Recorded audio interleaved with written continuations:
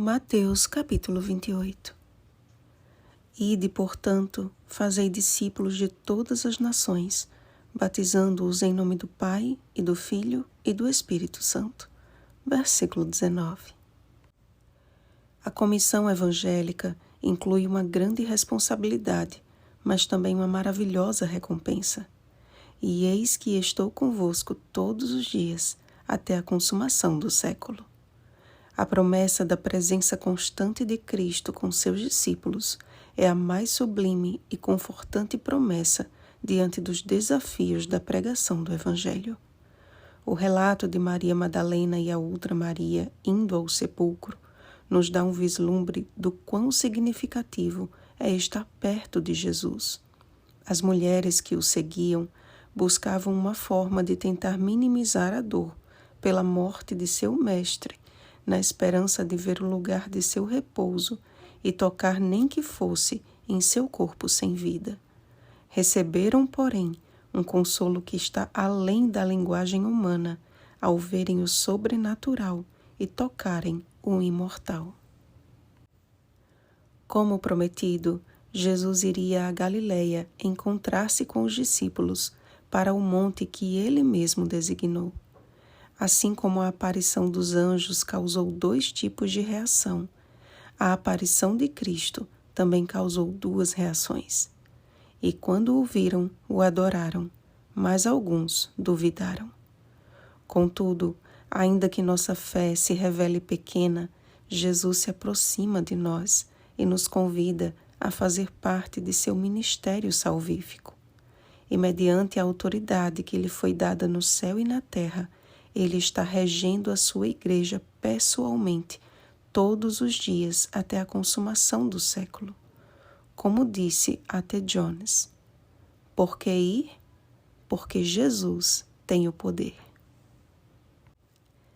A cruz e a ressurreição de Cristo Jesus representam a vitória sobre a morte eterna e a nossa liberdade do cativeiro do pecado. O sepulcro vazio aponta para um país habitável. Dizer que os discípulos roubaram o corpo de Cristo não faz diferença para aqueles que o amam e que têm desfrutado de um relacionamento diário com ele.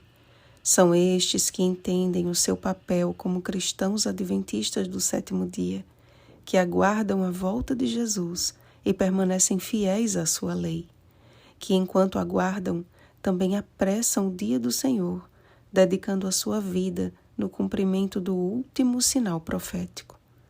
E será pregado este Evangelho do Reino por todo o mundo, para testemunho a todas as nações. Então virá o fim.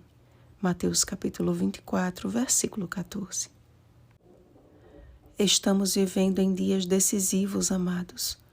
Tudo converge para o cumprimento das profecias, que definirá quem serve a Deus e o que não o serve. Malaquias capítulo 3, versículo 18. Discípulos não fazem admiradores. Discípulos fazem discípulos. A ordem é muito clara: chamar, batizar e ensinar.